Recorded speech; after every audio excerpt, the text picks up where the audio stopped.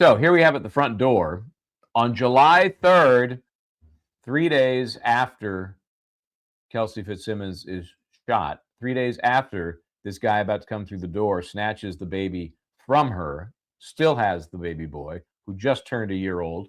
Why is he going in the house? And it looks like he's lost his key. It's not his house. That's true. Well, he lived there until just a few days earlier. So he busts in. What is this? Let's see that question again because I think he picked up his class.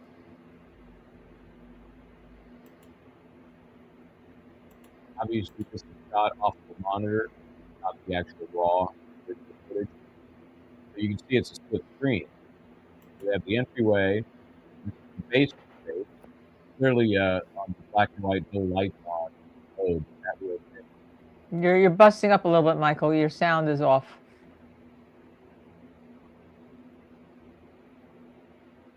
I think it's you.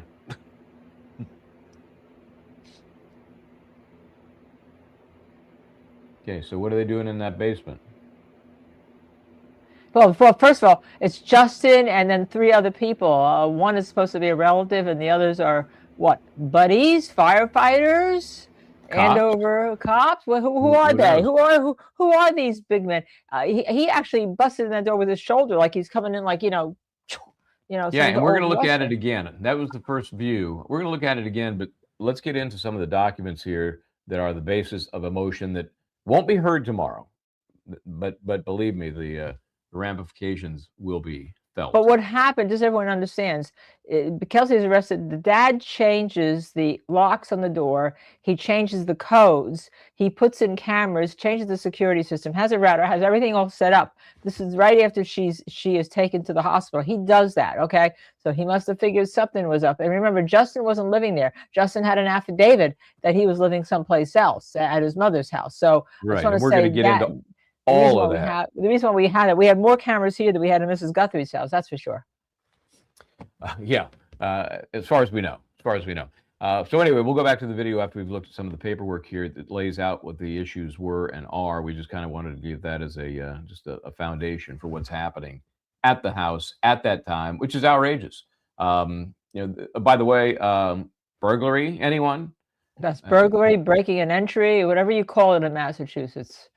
Yeah, well, we'll see what it's called because it's laid out here very carefully by Tim Bradle. Let me see if we can move us around here a little bit so we aren't encroaching. We're encroaching a little bit. Hold on. Okay, so this is the motion. And as with most motions, the good stuff is in the exhibits, which we're going to get to. Well, let's go through the motion.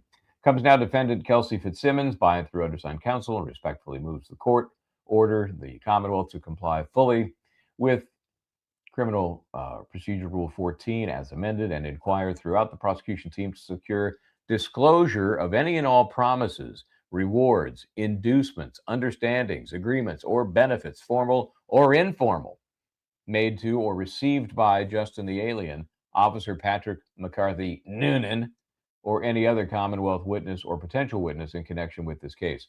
The defense requests specific written disclosure and written notice of its compliance efforts. So what are they looking for here? They're looking for folks that were, what's the better way to say it, paid off? Right. Or promise that nothing will happen to them. It can be just little as that.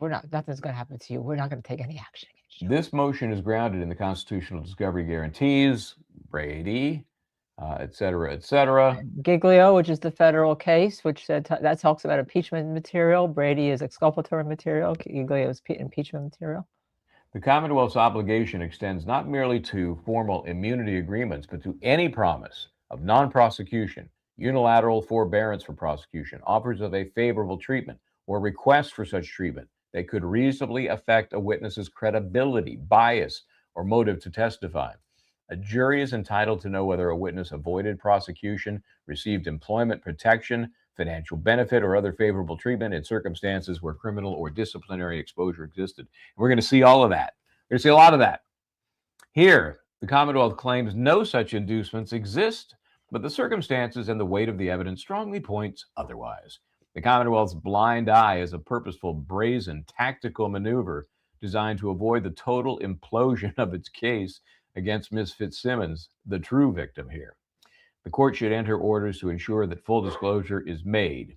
The defense makes a specific request for discovery and as to each of these referenced witnesses. So it's very specific, and we know what they're looking for. And these are the kinds of things that you're pretty sure they exist.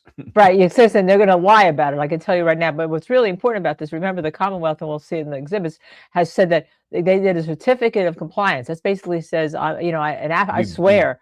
We've done everything. We've given everything to you, and that is going to be proven to be, in my opinion, maybe have a little falsity to it.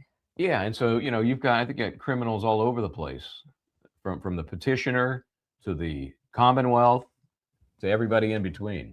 Okay, so Justin the alien, non-prosecution despite overwhelming evidence of criminal activity. Oh yeah, on July 3rd.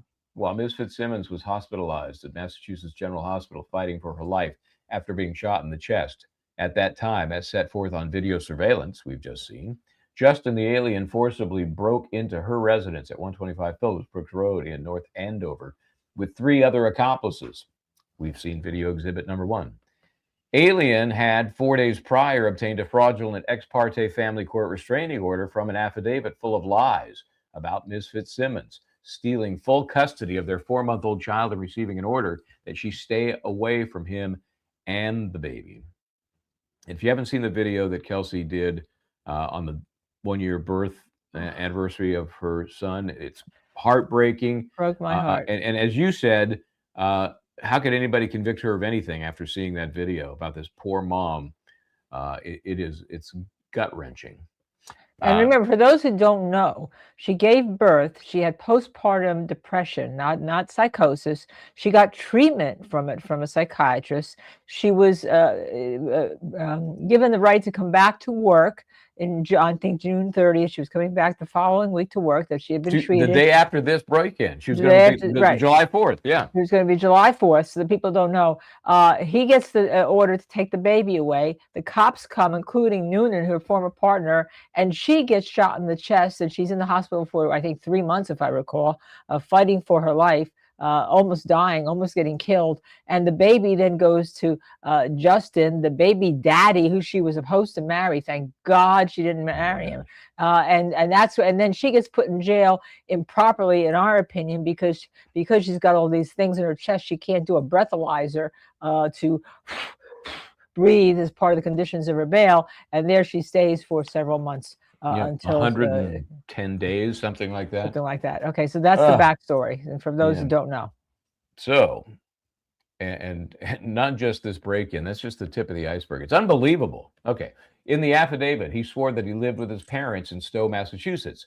Given the order in his favor against Kelsey, his adversarial position in litigation against her, and her sole ownership and residence in the premises, Alien had no residential or possessory rights whatsoever regarding Kelsey's secure, locked property. He had no business going there and no legal right to enter. In fact, Ms. Fitzsimmons' father, an alarm and surveillance contractor, had just changed the locks and updated the surveillance system in the house after Alien's surprise litigation against his daughter. Remember, weirdly, and this will come out at trial, why are they calling the petitioner father to the scene 10 minutes after the cops get there to rip this baby from the mother? I guarantee you that ain't standard protocol. Right. So that was our first hint that somebody's getting favors, and now it's all coming out. As detailed in Ms. Fitzsimmons' sworn statement, we will look at that, and corroborated by Stephen Fitzsimmons, we will look at that. Alien broke the front door and door jamb to gain entry. He entered with 3 other individuals. The surveillance system and alarm were immediately disabled and destroyed, causing thousands of dollars in damage. These guys are just thugs. They're too stupid to know how to do it cleanly, neatly, effectively. So they just rip shit off the walls. Rip shit off, well, purposely, because they didn't want any more, I guess once they saw the camera, they didn't want anything else being happening. They ripped everything. They ripped the modem. They ripped all sorts of things. They're probably a little bit mad because now, obviously, a minute of it's right there. No matter what they do, a minute of it's already been captured. The surveillance system, the modem power was forcibly pulled out of its wiring. Alien stole cash, gift cards, Kelsey's passport, her personal laptop computer, and other valuables. alien God, soul evidence oh, contradicting his family court affidavit. oh, This to me was oh, the cherry on oh. top. This letter. This is there's what gets interesting. He stole her laptop. Ooh. Yeah, and her iPad. But he's not done there. He goes to the fridge. An handwritten letter authored by Mr. Alien praising Ms. Fitzsimmons as, quote, an amazing mother, end quote. Removed it from the refrigerator to prevent its use exposing his lies about her. I mean, it's just despicable.